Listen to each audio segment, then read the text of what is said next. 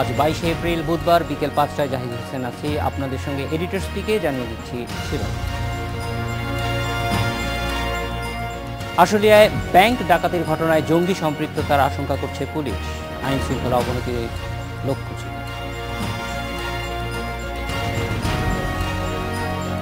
ঢাকার সব কেন্দ্রেই ঝুঁকি দেখছে নির্বাচন কমিশন। আইন শৃঙ্খলা বাহিনীর সদস্য বেশি ডাকার সিদ্ধান্ত।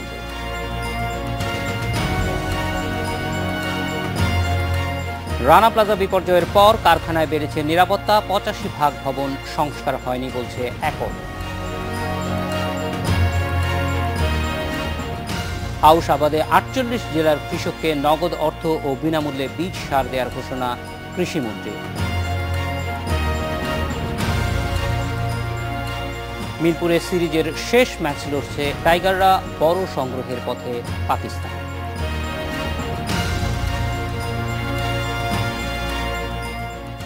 আশুলিয়ার কাঠগড়ায় ব্যাংক ডাকাতির ঘটনায় জঙ্গি সম্পৃক্ততার আশঙ্কা করছে পুলিশ। আটক ডাকাত দলের সদস্য বোরহান গাজীপুরের বাসা থেকে জিহাদি বই উদ্ধারের ঘটনায় এ বিষয়ে তদন্ত শুরু হয়েছে। এর আগে ডাকাতি ও 7 জন নিহতের ঘটনায় 12 জনকে আসামি করে মামলা করে পুলিশ। এছাড়া গণপিটুনিতে ডাকাত নিহতের ঘটনায় পৃথক একটি মামলার প্রস্তুতি চলছে বলে জানিয়েছে পুলিশ। গাজীপুরের চন্দ্রায় বেশ কিছুদিন ধরে এই দলটি বাসা ভাড়া করে থাকছিল। অভিযান চালিয়ে সেখান থেকেই জিহাদি বই উদ্ধার করেছে পুলিশ। পুলিশ বলছে, মঙ্গলবার ডাকাতির সময় যে গ্রেনেড ছোড়া হয়েছে সেগুলো বিশেষ প্রশিক্ষণ ছাড়া ব্যবহার করা সম্ভব নয়। তাই এই ঘটনার পিছনে কোনো জঙ্গি তৎপরতা আছে কিনা তা খতিয়ে দেখা হচ্ছে।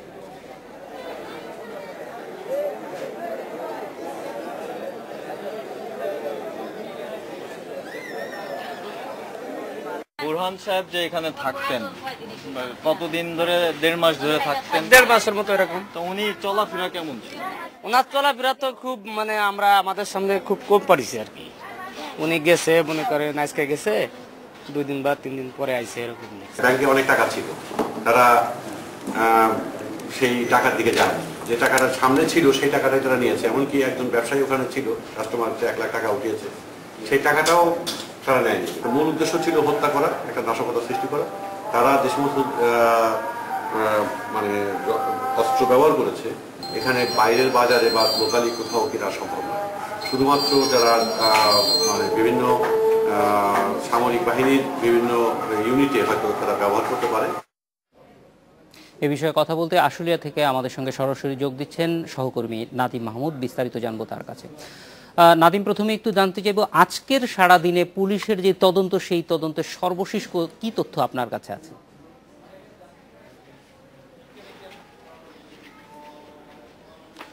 জাহিদ, আজকে সারাদিন তদন্তের তেমন কোনো অগ্রগতি নেই। শুধুমাত্র একটি পুলিশের পক্ষ থেকে বলা হয়েছে যারা এই ডাকাতির উদ্দেশ্যে এসেছিল এটি একটি নিছক ডাকাতিই না, এর পেছনে আরো অন্য উদ্দেশ্য রয়েছে, জঙ্গি সম্পৃক্ততার কথা তারা জানাচ্ছেন। যে এটি তারা আশঙ্কা করছেন যে এই এখানে থেকে ডাকাতি করে তারা যে অর্থ এখান থেকে উপার্জন করতেন বা নিয়ে যেতে চাচ্ছিলেন সেটি তারা কোনো জঙ্গি অর্থায়নে কাজে লাগাতে পারতেন বলে পুলিশের পক্ষ থেকে বলা হচ্ছে। যদিও পুলিশের পক্ষ থেকে এও বলা হচ্ছে যে এখন পর্যন্ত তারা এই বিষয়টি পুরোপুরি নিশ্চিত নয়, তবে তারা ধারণা করছেন যে এটি জঙ্গি সম্পৃক্ততা থাকার জোর সম্ভাবনা রয়েছে। আজকে সকালবেলা এখানে ব্যাংকের ঊর্ধ্বতন কর্মকর্তা, কমার্স ব্যাংকের ঊর্ধ্বতন কর্মকর্তা এবং ব্যাংক এবং আর্থিক প্রতিষ্ঠানের অর্থ মন্ত্রণালয়ের যে একটি বিভাগ রয়েছে তার অতিরিক্ত সচিব এই ঘটনাস্থল পরিদর্শন করেছেন। তারা জানিয়েছেন যে তারা যে সমস্ত ক্ষতি হয়েছে সেসব বিষয়ে তারা পর্যালোচনা করে দেখেছেন এবং এরই মধ্যে এই ঘটনায় 12 জনকে আসামি করে একটি মামলা দায়ের করা হয়েছে আশুলিয়া থানায়। সেখানে একজন ডাকাত যে সাইফুল তার নাম সহ তার নামও রয়েছে, পাশাপাশি আরেকজন ডাকাত বোরহান তার নাম রয়েছে এই মামলায়। আমি বিকেলের দিকে গাজীপুরের চন্দ্রা এলাকায় গিয়েছিলাম, যেখানে ডাকাত বোরহান বাসা ভাড়া নিয়ে বেশ কিছুদিন ধরে সেখানে বসবাস করছিলেন। তার যে বাড়িওয়ালা বা আশেপাশের যারা তাকে দেখেছেন তারা জানাচ্ছেন তিনি বেশ রহস্যজনক আচরণ করতেন। পাড়া প্রতিবেশীদের সঙ্গে তার কোনো ধরনের যোগাযোগ ছিল না, তবে তিনি পিকআপ ভ্যানের ব্যবসা করতেন বলে আমরা জানতে পেরেছি এবং তার বাসা থেকে জামায়াত ইসলামের বেশ কিছু পুস্তক সহ সংগঠনের বিভিন্ন দলিল সহ বেশ কিছু জিনিস উদ্ধার করেছে পুলিশ। এই হচ্ছে আজকের মতো এখানকার অবস্থা। আর কিছুক্ষণ পরে নাদিম মাহমুদ, আমরা একটু জানতে চাই যে আপনি যে কাঠগড়া বাজার এলাকাটিতে আছেন এখান থেকে চন্দ্রার দূরত্ব কতটুকু এবং যাতায়াতের ব্যবস্থা কি?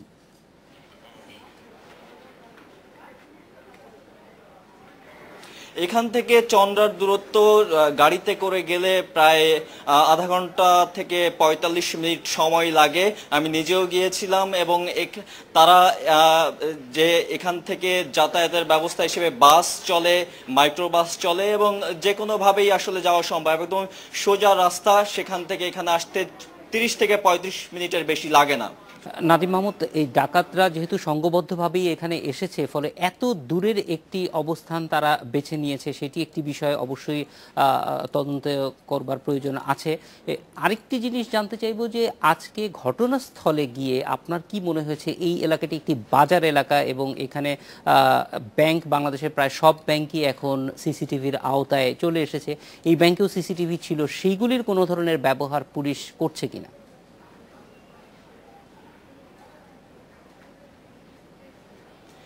পুলিশ যে সিসিটিভি এই ব্যাংকের মধ্যে রয়েছে সেটার ফুটেজ গতকালই তারা সংগ্রহ করেছে এবং আজকে আমি দুপুরের দিকে ঢাকার পুলিশ সুপার হাবিবুর রহমানের সঙ্গে কথা হয়েছে। তিনি জানিয়েছেন যে এই সিসিটিভির ফুটেজ তারা কিছুই পাননি। গত 18ই মার্চের পরে এই সিসিটিভি ক্যামেরায় কোনো ফুটেজ আর সংরক্ষিত অবস্থায় নাই, অর্থাৎ সিসিটিভির যে ক্যামেরাটি ছিল ব্যাংকের মধ্যে সেটি আসলে অকার্যকর হয়ে পড়েছিল বলে তিনি জানাচ্ছেন। আর এই আজকেই যে কাঠগড়া বাজার, সেই বাজারের পুরো বাজারটি বন্ধ রাখা হয়েছে। যারা নিহত হয়েছেন তাদের প্রতি শোক এবং সন্তপ্ত পরিবারের প্রতি সমবেদনা জানিয়ে বাজার বন্ধ রাখা হয়েছে। এলাকাবাসীর মধ্যে থমথমে একটা অবস্থা তৈরি হয়েছে, তারা নিরাপত্তাহীনতায় ভুগছেন এবং কেউ কেউ পুলিশ ফাঁড়ি স্থাপনের জন্য দাবি জানাচ্ছেন। নাদিম, এইখান থেকে যারা যে ডাকাতরা পালিয়ে গেছে তারা কোন দিকে গিয়েছে, জনগণ কি সেই ব্যাপারে কোনো কিছু জানিয়েছে? যে যেহেতু আমরা যতটুকু জেনেছি যে তারা মোটরসাইকেলে করেই পালিয়ে গিয়েছে, কোন দিকে ছিল তাদের গতি?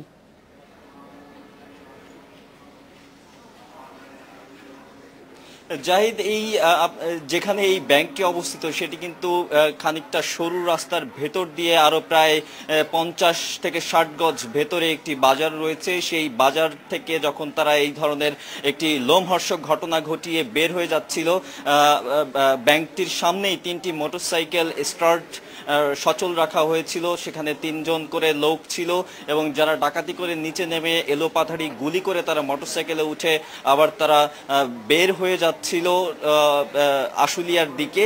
ঠিক তখনই স্থানীয় জনতা তাদেরকে ধাওয়া করে।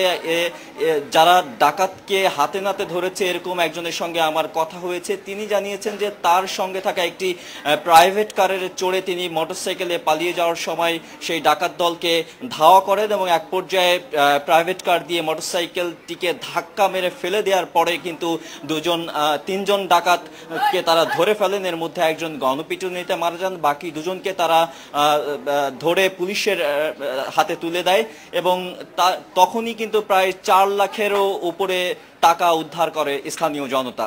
নাদিম মাহমুদ, আমাদের সঙ্গে যোগ দেওয়ার জন্য অনেক ধন্যবাদ। এডিটর স্পিকে ছোট একটা বিরতি, ফিরছি 40 সেকেন্ড পর।